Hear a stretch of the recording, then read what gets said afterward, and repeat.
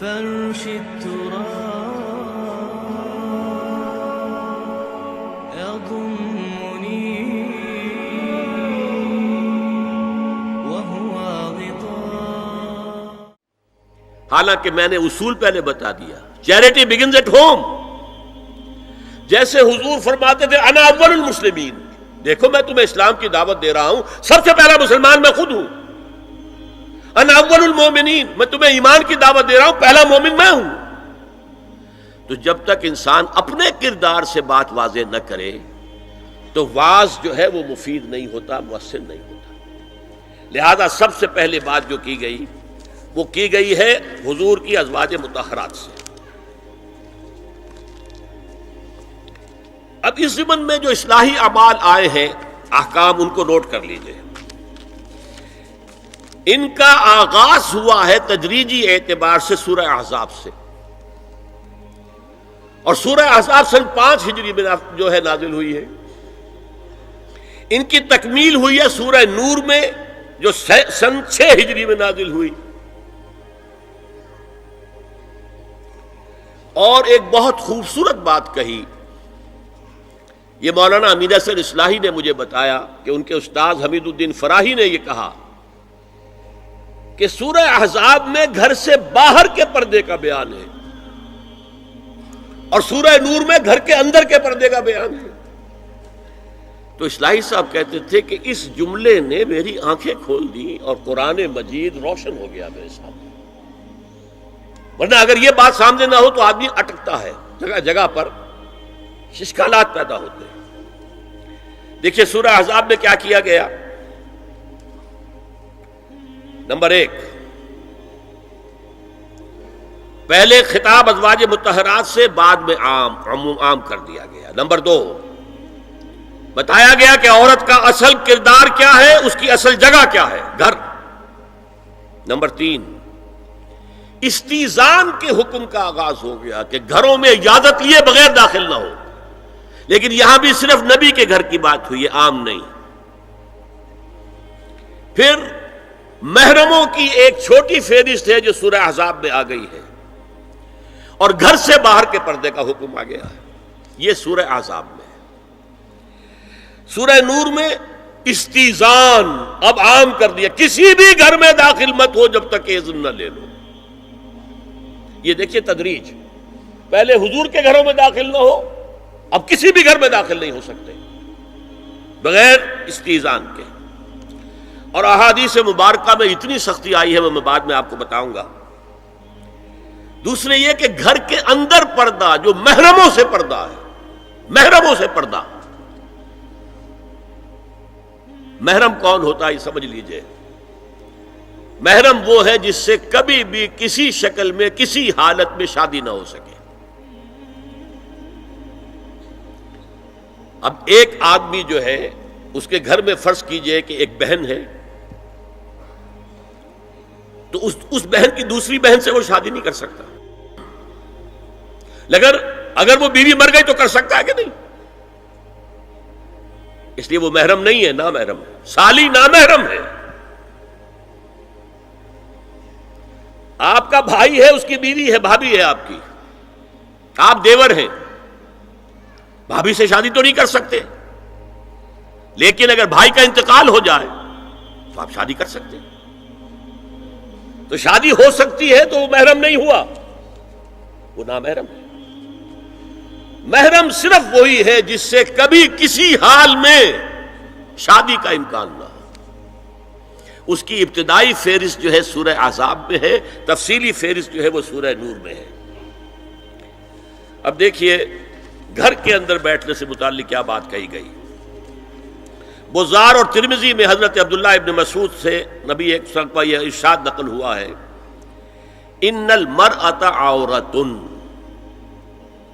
عورت چھپا کر رکھنے کی چیز ہے. ہمارے ایک نوجوان ساتھی نے ایک دفعہ مضمون لکھا تھا بڑا پیارا.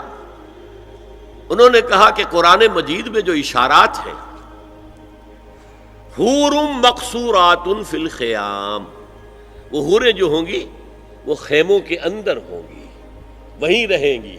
قصر کہتے ہیں روک دینے کو، باہر نہیں نکلتی وہ، مقصورات فی الخیام، حوروں کا کانہن لؤلؤ مکنون، ایسے ہوں گے کہ جیسے کہ موتی جسے چھپا کر رکھا جائے. عورت چھپا کر رکھنے کی شے ہے. المرأۃ کلھا عورۃ، عورت کہتے ہیں اس کو ہے جسے چھپا کر رکھا جائے. ان المرأۃ عورۃ فاذا خرجت، جب وہ گھر سے نکلتی ہے، استشرفھا شیطان، اب شیطان جو ہے اس کو طاق میں رکھتا ہے. واقرب ما تکون برحمۃ ربھا وہی فی قعر بیتھا، وہ اپنے رب کی رحمت سے قریب ترین ہوتی ہے جبکہ اپنے گھر کے بھی کسی اندرونی حصے میں ہو. صحن میں ہوگی تو شاید ادھر ادھر کے کوٹھوں سے نظر پڑ جائے. اسی لیے فرمایا مردوں کے لیے مسجد میں نماز افضل 28 گنا، اور عورت کے لیے گھر کی نماز مسجد سے افضل، گھر کے صحن کی مسجد سے افضل، دالان کی صحن سے افضل، کمرے میں اس سے افضل، اور کمرے کی کوئی بغلی کوٹھڑی ہے تو اس میں سب سے افضل. یہ احادیث نبی اکرم صلی اللہ علیہ وسلم مزاج ہے نا، اس سے بن رہا ہے، ایک معاشرت وجود میں آ رہی ہے. یہ ساری چیزیں کیوں آ رہی ہیں؟ اور سنیے، عبداللہ ابن احمد ابن حنبل نے زوائد الزہد میں اور ابن ابی شیبہ نے، ابن سعد نے اپنی کتابوں میں مسروق کی روایت نقل کی ہے کہ حضرت عائشہ جب تلاوت قرآن کرتے ہوئے اس آیت پر پہنچتی تھی وقرن فی بیوتکن، تو بے اختیار رو پڑتی تھی. قرآن کہتا ہے اپنے گھروں میں رہو. حضرت عائشہ نے شہادت عثمان کے بعد باہر نکل کر لشکر کی قیادت کی. پھر ساری عمر افسوس رہا کہ میں نے غلط کام کیا. دیکھیے کیا معاملہ تھا. حضرت علی رضی اللہ تعالیٰ سے جنگ کی تھی، 10,000 آدمی ایک رات میں مرے، لیکن حضرت علی کا کردار کیا تھا؟ یہ نہیں کہ اب عائشہ شکست ہو گئی ہے تو لوڈی بنا لو. انا للہ و انا الیہ راجعون. اتنا احترام کیا ہے، مدینے کی چند عورتوں کو ساتھ دے کر بڑے احترام سے مدینے پہنچا دیا، وہاں کی عورتوں، کوفے کی عورتوں کو ساتھ دے کر، اور صرف یہ کہا کہ آپ کی یہ ذمہ داری نہیں تھی، آپ نے یہ ذمہ داری خام خواہ لے لی. صرف یہ، اور کچھ نہیں، کوئی ملامت نہیں. حافظ ابو بکر بزار حضرت انس سے روایت کرتے ہیں کہ عورتوں نے حضور سے عرض کیا کہ ساری فضیلت تو مرد لوٹ کے لے گئے، وہ جہاد کرتے ہیں اور خدا کی راہ میں بڑے بڑے کام کرتے ہیں، ہم کیا عمل کریں کہ ہمیں بھی مجاہدین کے برابر اجر مل سکے؟ جواب میں آپ نے فرمایا من قعدت منکن فی بیتہا فإنہا تدرک عمل المجاہدین، تم میں سے جو شخص اپنے گھر میں بیٹھی رہے گی وہ مجاہدین کا اجر حاصل کر لے گی. یہ ایک ہوا کا رخ ہے، بتایا جا رہا ہے، یہ نظام ہے جس کو اس شکل میں دیا جا رہا ہے. اب میں چاہتا ہوں سورہ احزاب کی جو آیات ہیں ان کے حوالے سے کچھ باتیں جو حکمت دین کی ہیں اور بہت اہم ہیں وہ آپ کے سامنے آ جائیں.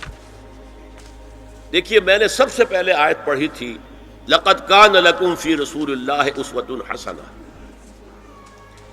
اے مسلمانوں تمہارے لیے اللہ کے رسول کی زندگی میں ایک بہترین نمونہ ہے، اسوہ حسنہ ہے. ایک بات اس میں غور طلب ہے، مردوں کے لیے تو اسوہ کامل ہے.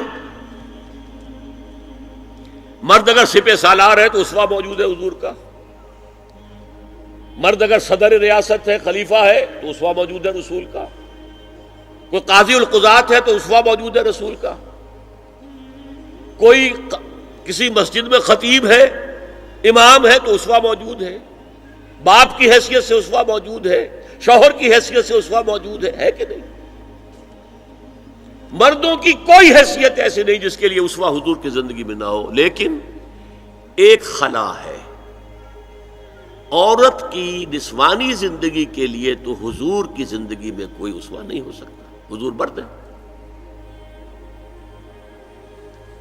یہ ہے فلسفہ، یہ ہے حکمت دین کہ جس صورت میں یہ آیت آئی لقد کان لکم فی رسول اللہ اسوۃ حسنۃ لمن کان یرجو اللہ والیوم الآخر وذکر اللہ کثیرا، اے لوگو، اے مسلمانوں، تمہارے لیے اللہ کے رسول کی زندگی میں ایک اسوہ کامل ہے، عمدہ اسوہ ہے ہر اس شخص کے لیے جو اللہ کا امیدوار ہے اور یوم آخر کو بھی مانتا ہے اور اللہ کا ذکر کرتا ہے کثرت سے۔ اب اس خلا کو پر کیسے کیا جائے؟ حضور کی ازواج کو بنایا گیا اسوہ خواتین کے لیے،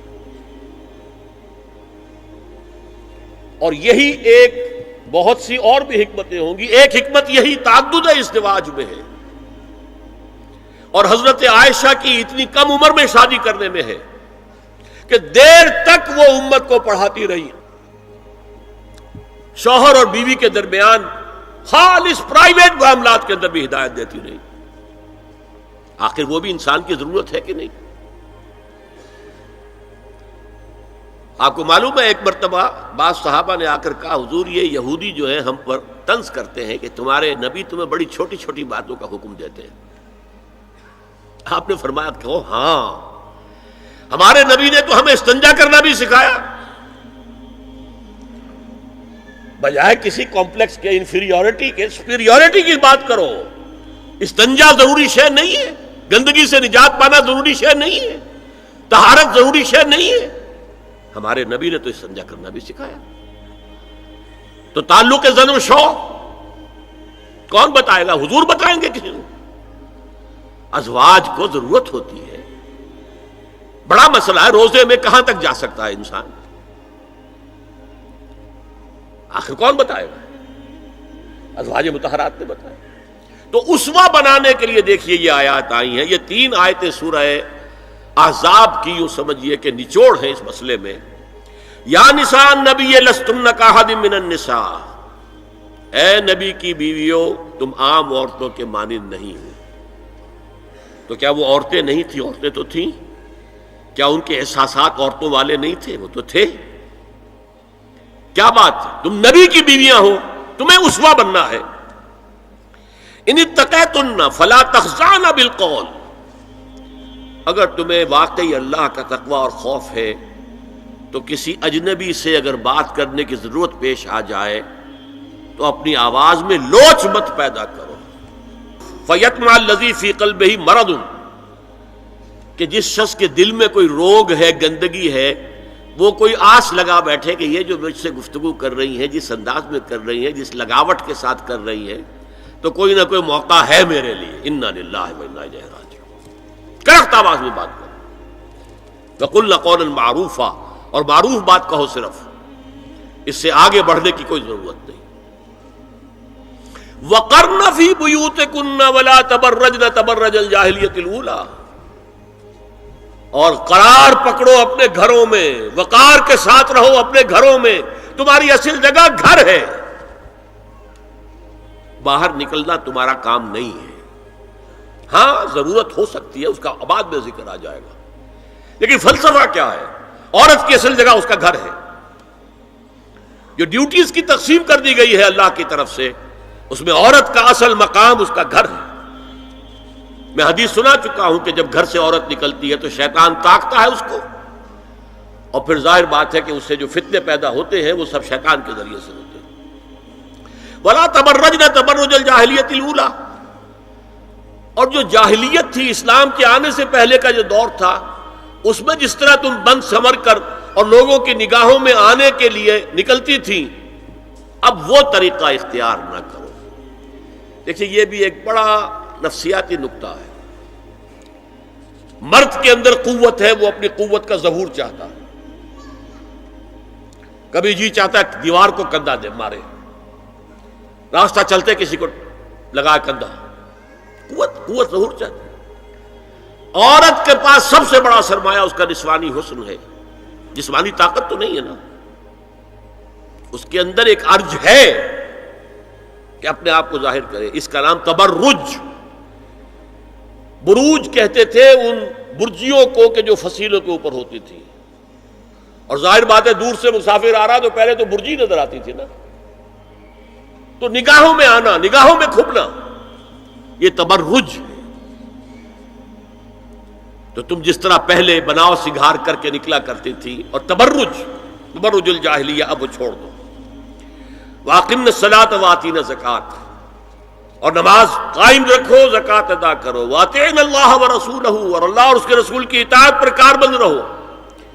اب آئے الفاظ جو اہم ترین ہیں، انما یرید اللہ لیذھب عنکم الرجس اہل البیت ویطہرکم تطہیرا۔ اے نبی کے گھر والیو، اللہ یہ چاہتا ہے کہ تم سے ہر طرح کی برائی، ہر طرح کی ناپاکی کو دور کر دے اور تمہیں پاک کر دے۔ پاک کرنا کر، خوب خوب خوب خوب، تطہیرا، یطہرکم تطہیرا۔ کیوں؟ تمہیں نمونہ بننا ہے، تمہیں اسوہ بننا ہے۔ یہ الفاظ اصل میں آئے ہیں قرآن مجید میں ازواج مطہرات کے بارے میں۔ سارا جملہ چل رہا ہے یا نساء نبی سے۔ ہمارے کچھ دوستوں نے اسو کہا ہے کہ اہل بیت سے مراد حضرت علی، حضرت فاطمہ، حضرات حسنین ہیں۔ وہ بھی حضور نے فرمایا، میں نے ایک ٹی وی مذاکرے کے اندر بھی جب کچھ حضرات یہ کہہ رہے تھے کہ اہل بیت تو اصل میں وہ ہیں، میں نے کہا نہیں، اصل میں بیویاں ہیں لیکن وہ بھی اہل بیت ہیں۔ حضور نے ایک چادر میں جب سمیٹا سب کو، تو یہ بھی اللہم ہؤلاء اہل بیت، یہ بھی میرے اہل بیت ہیں۔ سلمان منا اہل البیت، سلمان بھی ہمارے اہل بیت میں سے، جو جتنا قریب ہوا۔ لیکن قرآن میں یہ لفظ آتا ہے صرف بیویوں کے لیے، ازواج کے لیے۔ حضرت ابراہیم کے پاس جب فرشتے آئے تھے حضرت اسحاق کی ولادت کی خبر دینے کے لیے، تو جب حضرت سارہ نے سنا تو وہ آئیں اپنے دوہتر مارتی ہوئی اپنے پیشانی پر، آلد وانا عجوز وہذا بالی شیخا، کیا میں جنوں گی اب جبکہ میں بوڑھی پھونس ہو گئی ہوں اور میرا یہ شوہر جو ہے یہ بھی بوڑھا پھونس ہے۔ 100 برس کی عمر تھی حضرت ابراہیم علیہ السلام کی، اور کتنی ہوگی اس کے آس پاس ہی ہوگی، 90-95 حضرت سارہ ہوگی۔ اس کو فرشتوں نے کہا تھا کہ کیا آپ اللہ کی رحمت سے مایوس ہو گئی؟ السلام علیکم وبرکاتہ اہل البیت، اے نبی کے گھر والی، اے نبی کے گھر والو، تم پر اللہ کی سلامتی ہو، رحمت ہو۔ تو اہل بیت کا لفظ قرآن میں 2 جگہ آیا ہے، یا حضرت سارہ کے لیے حضرت ابراہیم کی زوجہ، اور یا نساء النبی، تمہیں تو پاک کرنا ہے، پوری طرح پاک کرنا ہے، پوری طرح پاک کرنا ہے تاکہ تم اسوہ بن جاؤ۔ جو خلا ہے اسوہ محمدی میں صلی اللہ علیہ وسلم، وہ تمہارے ذریعے پورا کرنا ہے۔ اس لیے پہلا خطاب جو ہے، اب یہ دونوں باتوں سے ہو گیا، ایک تو چیریٹی بگنز ایٹ ہوم، جو بھی اصلاح کا عمل ہو گھر سے ہونا چاہیے، اور نمبر 2 یہ کہ ازواج مطہرات کو امت کی تمام خواتین کے لیے ہمیشہ کے لیے اسوہ بنانا ہے۔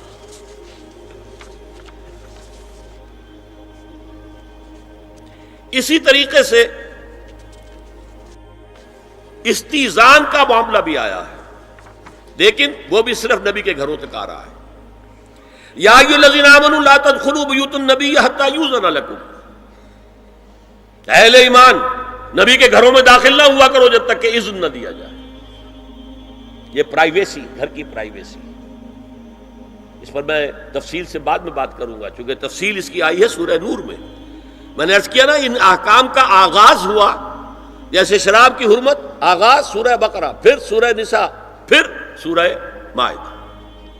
اسی طرح اس کا اختتام جو ہوا ہے وہ سورہ نور میں ہے۔ تو مت داخل ہوا کرو، اور اس کے بعد فرمایا وَإِذَا سَأَلْتُمُوهُنَّ مَتَاعًا فَاسْأَلُوهُنَّ مِنْ وَرَاءِ حِجَابٍ، اور دیکھو اگر نبی کی بیویوں سے کوئی چیز مانگنی ہو تو پردے کی اوٹ سے مانگو۔ یہ حجاب کا لفظ آیا ہے، جس کو کہا جاتا ہے کہ حجاب کا کوئی حکم قرآن میں ہے ہی نہیں۔ پہلے وہاں کے گھر کھلے ہوتے تھے، دروازوں پر کوئی پردہ وردہ نہیں ہوتا تھا، اور گھر کوئی کنالوں کے اور ایکڑوں کے تو نہیں ہوتے تھے، چھوٹے چھوٹے گھر۔ لیکن یہاں پر فرما دیا گیا پردے، اس کے بعد سے جب سے یہ آیت اتری گھروں کے اوپر پردے ڈال دیے گئے۔ اب ظاہر بات ہے کہ اس میں چہرے کا پردہ ہی ہوا نا، چہرے کا پردہ ہے حجاب، اسی کو حضرت عائشہ نے آیت الحجاب قرار دیا ہے۔ اور پھر دیکھیے جو ریئلزم ہے، ریئلزم میں نے کہا تھا نا کہ اللہ نے بھی فرمایا کہ سب سے زیادہ محبت انسان میں عورت کی ہے، حب زین للناس حب الشہوات من النساء، اور پھر اس کے بعد لمبی فہرست۔ حضور نے فرمایا حبب الی النساء والطیب، یہاں بھی فرمایا گیا ذالکم اطہر لقلوبکم وقلوبہن، یہ زیادہ پاکیزہ بات ہوگی تمہارے دلوں کے لیے بھی اور ان کے دلوں کے لیے بھی۔ اگر نبی کی بیوی بے حجاب تمہارے سامنے آ جائے گی تو وہ نبی کی بیوی ہے اور ازواج مطہرات ہونے کی حیثیت سے تمہاری ماں بھی ہے، لیکن ایک عورت بھی تو ہے، اور تم چاہے صحابی ہو کچھ بھی ہو، تم مرد بھی تو ہو۔ یہ مرد اور عورت کے درمیان جو کشش ہے یہاں بھی اس کا ساس۔ نبی کی بیویوں کو بھی یہ نہیں کہا کہ اس سے ماوراء ہے، معصوم تو کوئی نہیں نبی کے علاوہ، وہ تو اللہ کہہ رہا ہے ہم تمہیں پاک کر دینا چاہتے ہیں، پوری طرح پاک کر دینا چاہتے ہیں تاکہ تم تمام خواتین امت کے لیے اسوہ بن جاؤ۔ فرمایا یہ جو پردے کی اوٹ سے کوئی شے لینا دینا ہے، اس سے یہ تمہارے دلوں کے لیے بھی زیادہ پاکیزہ بات ہے اور ان کے دلوں کے لیے بھی۔ یہ ہے اللہ تعالی کا حکم سورہ احزاب کے اندر۔ اس کے بعد اسی سورہ احزاب میں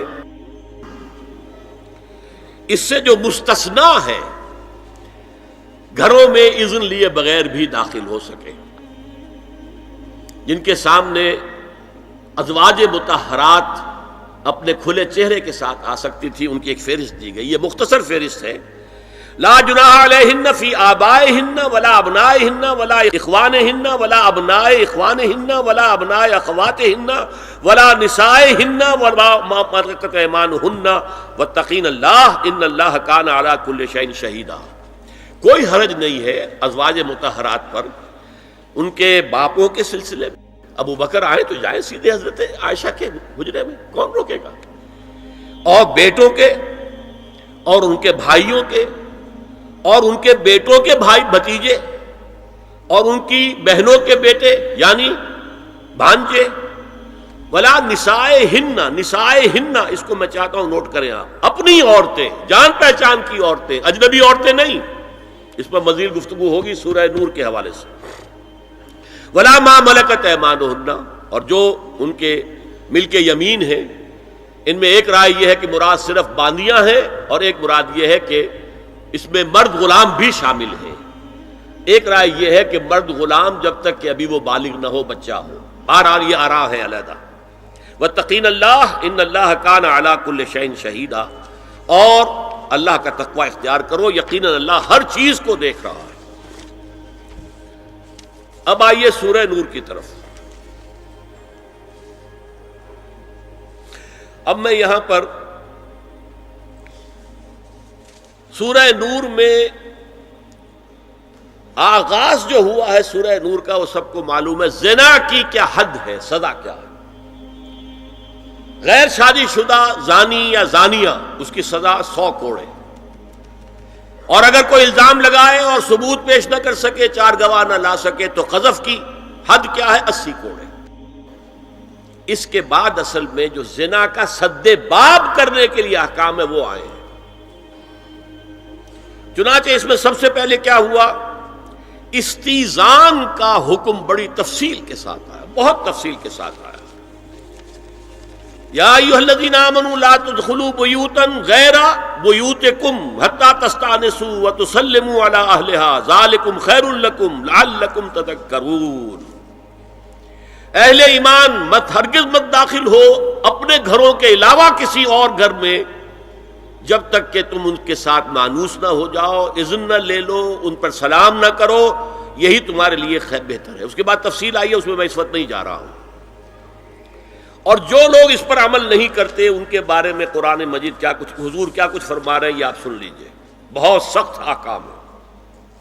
عن ابی ہریرہ رضی اللہ عنہ ان رسول اللہ صلی اللہ علیہ وسلم قال لو ان امرأ اطلع علیک بغیر اذن فخذفته بحشاة ففقعت عینہ ما کان علیک من جناح، متفق علیہ، بخاری اور مسلم دونوں کی ہے۔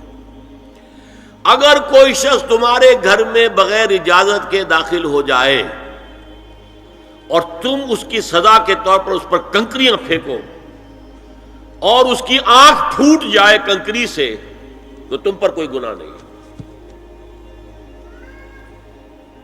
بغیر اجازت کے گھر میں آ گیا ہے، بغیر اذن کے، بغیر استئذان کے کنکریاں مارو اور کنکری سے آنکھ پھوٹ جائے، فما کان علیک من جناح، کوئی حرج نہیں۔ اسی طرح آیا ہے من اطلع دار قوم بغیر اذنہم ففقعوا عینہ فقد حضرت عینہ، یہ ابو داؤد کی روایت ہے۔ جو شخص بغیر اذن لیے کسی کے گھر میں داخل ہوا ہے اور اگر اس نے اس کی آنکھ پھوڑ دی تو اس کے اوپر کوئی ہرجانہ نہیں ہے، کوئی اس کی دیت نہیں، کوئی ہرجانہ نہیں۔ اجازت لینے کے ضمن میں کیا ہے؟ حضور نے طریقہ بتایا، 3 مرتبہ پکارنے کی حد مقرر کر دی اور فرمایا اگر تیسری مرتبہ پکارنے پر بھی جواب نہ آئے تو واپس ہو جاؤ۔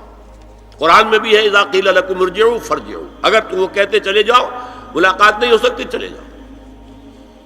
ہاں اگر آپ ٹائم لے کر آئے ہیں تب بات دوسری ہے، پھر تو اس کو ملنا ہے، لیکن آپ ایسے ہی پہنچ گئے ہیں، پتہ نہیں وہ اپنی کس مصروفیت میں ہے، آپ کا حق نہیں ہے کہ وہ آپ کو ریسیو کرے اور آپ سے بات کرے۔ اذا قیل لکم ارجعوا فارجعوا، اور برا نہ مانو کہ میرا یہ معاملہ کیا، میں آیا تھا اور مجھے جو ہے مجھ سے ملاقات نہیں کی، نہیں۔ اور اس سلسلے میں ایک بڑا دلچسپ واقعہ ہے۔ ایک مرتبہ آپ حضرت سعد ابن عبادہ کے ہاں گئے اور السلام علیکم ورحمۃ اللہ کہہ کر 2 دفعہ اجازت طلب کی، مگر اندر سے جواب نہ آیا۔ تیسری مرتبہ جواب نہ ملنے پر آپ واپس ہو گئے۔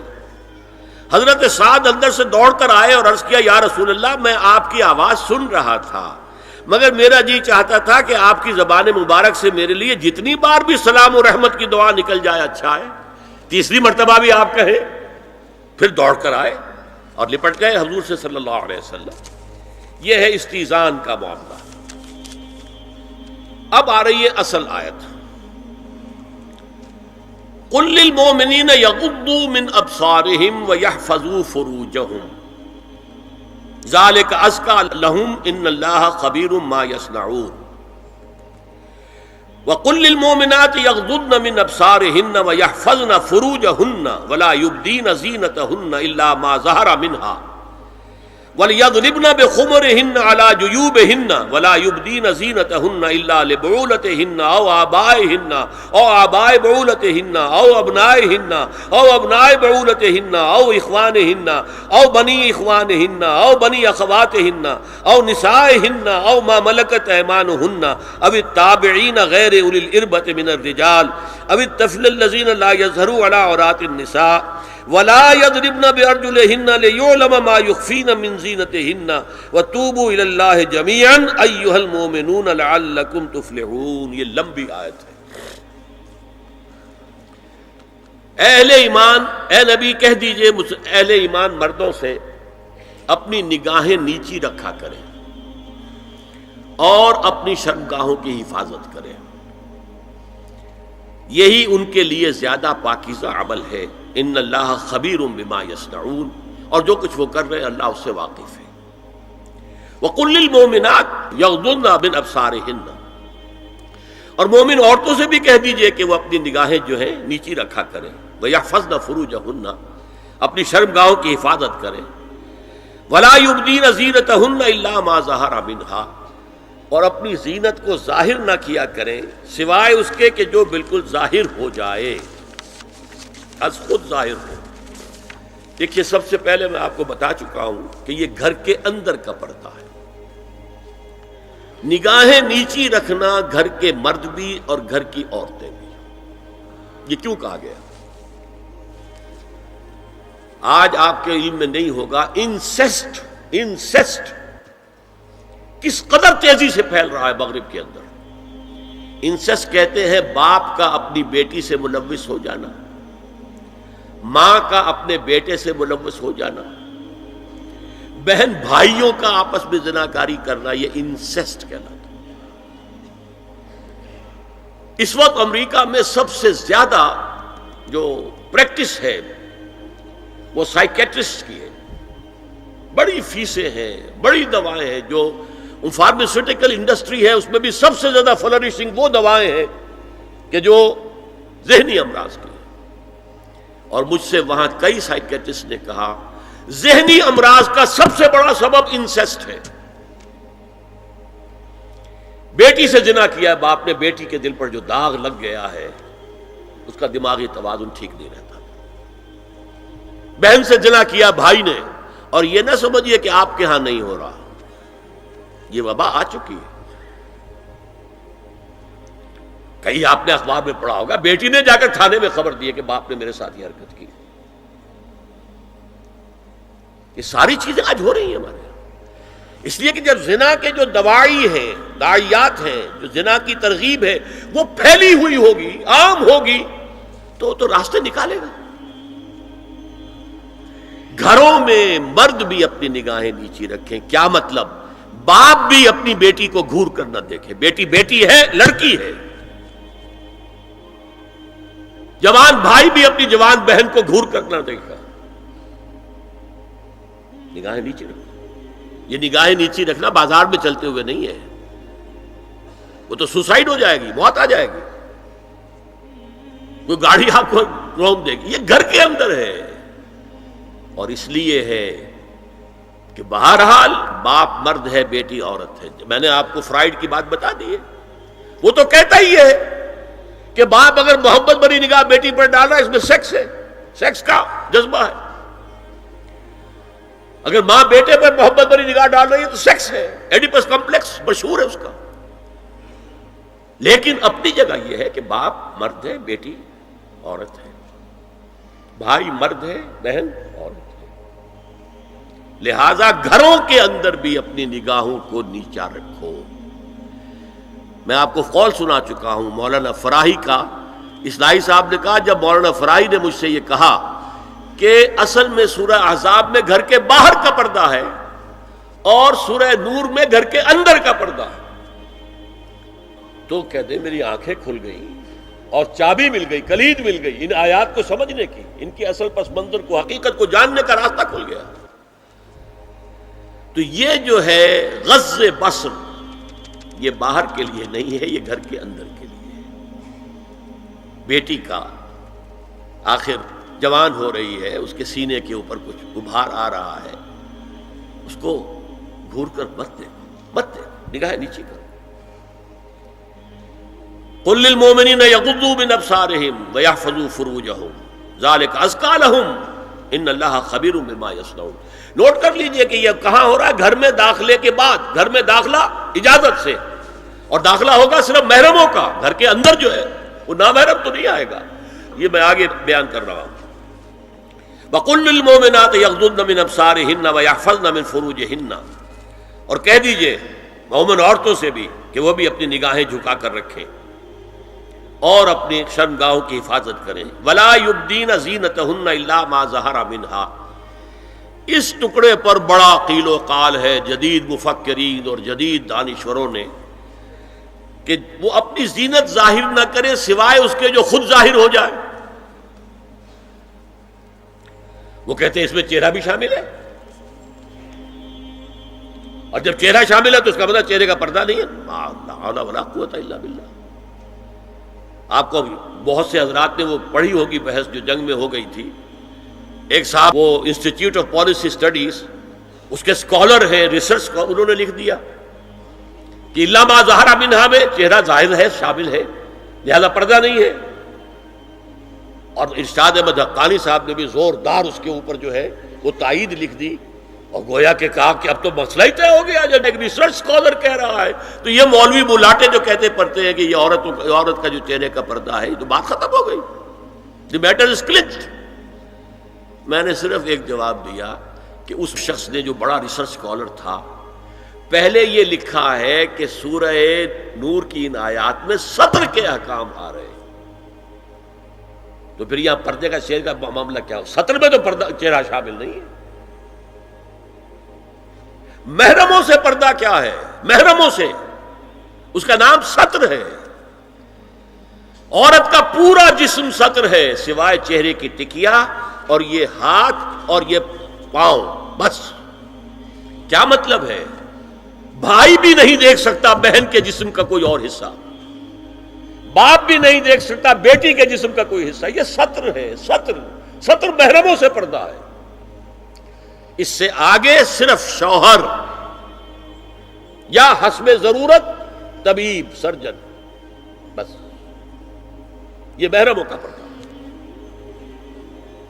گھر میں عورت رہے گی تو سطر کے ساتھ رہے گی.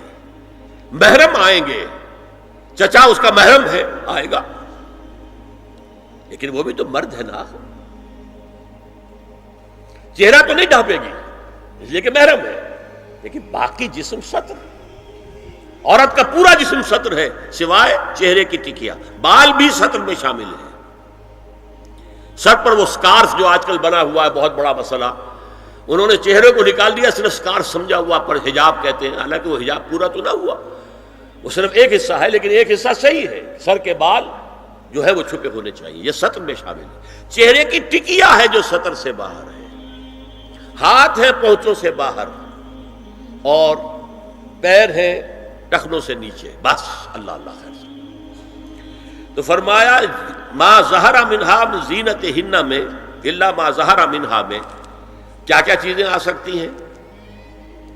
دیکھیے، اگر عورت پوری کی پوری برقعے کے اندر ملبوس ہے، چہرے پر بھی نقاب ہے، آنکھوں کے آگے بھی یا جالی ہے یا کوئی چشمہ ہے، تو پھر بھی اس کے حسن کا ایک حصہ وہ ہے جو ظاہر ہے۔ اگر طویل القامت ہے، قد و قامت، یہ حسن کا حصہ ہے کہ نہیں؟ وہ کہاں چھپائے گی؟ اور غالب نے جو شعر کہا ہے، تیرے سرو قامت سے ایک قد آدم قیامت کے فتنے کو کم دیکھتے ہیں۔ سرو قد عورت، اسی طرح جسم سے ڈول ہے، اکیرا بدن ہے، یہ تو نہیں چھپے گا۔ عورت موٹی ہے، کیسی ہے، جسم جو غیر متناسب ہے، یہ تو نہیں چھپے گا۔ متناسب ہے اعضاء، قداور ہے، اکیرا بدن ہے، یہ ہے وہ چیزیں کہ جو حجاب کے سلسلے میں ما ظہر منہا، یہاں ہو رہا ہے کہ جو ستر کے سلسلے میں ہے ما ظہر منہا، زینت کا، اور وہ چہرہ ہے۔ لیکن اب اس میں ایک اور بات، وَلْيَضْرِبْنَ بِخُمُرِهِنَّ عَلَى جُيُوبِهِنَّ، یہ بھی گھر کے اندر کی بات ہو رہی ہے، چونکہ میں پہلے بتا چکا ہوں جلباب ہوتا تھا جب گھر سے باہر نکلتی تھی عورت، تو وہ اپنی چادر لپیٹتی تھی اپنے گرد، چہرہ نہیں ڈھانپتی تھی، صرف چہرے کا حکم دیا گیا اس کے ضمن میں، وہ سورہ عذاب کی آیت ہے، وہ رہ گئی، وہ میں بیان کروں گا۔ اور خمار اوڑھنی ہوتی تھی جو گھر میں اوڑھتی تھی، گھر میں ظاہر بات ہے کہ جلباب تو نہیں لیا جا سکتا، آخر گھر کا کام کاج کرنا ہے، ہلکی سی اوڑھنی تو وہ گھر میں، لیکن فرمایا وَلْيَضْرِبْنَ بِخُمُرِهِنَّ عَلَى جُيُوبِهِنَّ، اور انہیں چاہیے کہ اپنی اوڑھیوں کے، بکل اوڑھنیوں کے اپنے سینوں کے اوپر، گریبانوں کے اوپر بھی مار لیا کریں، تاکہ یہ سینے کے جو ابھار ہیں ان کو ایک ایڈیشنل کور مل جائے۔ دیکھیے ستر کا تقاضے کیا ہے، گن لیجئے، لباس نبیذ ہونا چاہیے، باریک نہیں۔ حضور نے فرمایا اللہ کی لعنت ہو ان پر جو لباس پہن کے بھی ننگی ہوتی ہے۔ باریک اتنا لباس ہے یا چست اتنا لباس ہے، ڈھیلا ڈھالا ہونا چاہیے، نبیذ ہونا چاہیے۔ لباس کے اندر یہ دو حصے جو ہیں وہ لازم ہیں۔ اور پھر سینے پر، اب ظاہر بات ہے کرتا پہنا ہوا ہے، ڈھیلا ڈھالا ہے، پھر بھی یہ سینے کے ابھار تو ظاہر ہو جائیں گے۔ ان پر ایک اضافی اوڑھنی سر پر سے لے کر اور اپنے اس گریبان کے اوپر بکل مار لینا، تاکہ یہ جو نسوانی حسن کا دوسرا مظہر ہے، پہلا چہرہ سب سے بڑا چہرہ۔ اب جو لوگ کہتے چہرے کا پردہ نہیں ہے، تو خدا کے بندو پھر پردے کی ضرورت کیا ہے؟ نسوانی حسن اگر اس میں اٹریکشن ہے، وہ کہاں ہوتا ہے سب سے بڑھ کر؟ مظہر اول کون سا ہے نسوانی حسن کا؟ چہرہ ہی تو ہے۔ اب میں ذرا شرم کے ساتھ کہہ رہا ہوں، لیکن یہ اپنی شاعری کے کچھ الفاظ آپ کو سنا رہا ہوں۔ یہ لب لعلین کہاں ہوتے ہیں؟ چہرے پر ہوتے ہیں یا کہیں اور ہوتے ہیں؟ یہ عارض گلگوں یہ کہاں ہوتے ہیں؟ چہرے پر ہوتے ہیں یا کمر میں لگے ہوتے ہیں؟ یہ چاہے زقن، تھوڑی میں اگر کچھ کھڈا پڑا ہوا ہو، چاہے زقن، یہ تعریفیں جو شاعری میں ہوتی ہیں، یہ کہاں ہوتا ہے؟ یہ مژگاں کے تیر یہ کہاں ہوتے ہیں؟ یہ نرگسی آنکھیں یہ کہاں ہوتی ہیں؟ اور ستواں ناک یہ کہاں ہوتی ہے؟ چہرہ ہی تو ہے نا، سب سے بڑی اٹریکشن تو چہرہ ہے، اسی کو نہ چھپایا تو پھر اور کیا چھپایا؟ ہاں دوسری چیز چھاتی کے ابھار بہت اٹریکٹیو ہوتے ہیں انسان کے لیے. اس کے لیے یہ ہے کہ وَلْيَضْرِبْنَ بِخُمُرِهِنَّ عَلَى جُيُوبِهِنَّ، کرتا بھی دبیز کپڑے کا ہو، کرتا جو ہے ڈھیلا ڈھالا بھی ہو، شلوار اور دبیز تر کپڑے کی ہو، ڈھیلی ڈھالی ہو، اور اوڑھنی کا بکل جو ہے اپنے سینے پر مار لیا جائے. اب اس کے بعد فرمایا وَلَا يُبْدِينَ زِينَتَهُنَّ إِلَّا لِبُعُولَتِهِنَّ. اب یہاں یہ زینت کا لفظ آ رہا ہے چہرے کے لیے، اور چہرے ہی میں کچھ سنگھار بھی ہوتا ہے. کوئی سرما لگایا ہوا ہے، فرض کیجئے کسی اور طرح کا کوئی زیور پہنا ہوا ہے، گلے میں پڑا ہے، کانوں میں بندے ہیں وغیرہ وغیرہ. یہ زینت چہرہ اور اس کے ساتھ کوئی بناؤ سنگھار کا معاملہ، جس کی کہ حضور صلی اللہ علیہ وسلم نے تلقین کی ہے. عورت کو گھر میں بن سنور کر رہنا چاہیے، شوہر کے لیے ایٹریکٹیو رہنا چاہیے. خاص طور پر شوہر جب آنے والا ہے شام کو دفتر سے، اس وقت عورت جو ہے بن سنور کر رہے ہیں. اس لیے کہ اصل مقصد کیا ہے؟ جتنی بھی انسان میں سیکشول انرجی ہے وہ مرکوز رہے شوہر اور بیوی کے درمیان. یہ فلسفہ ہے.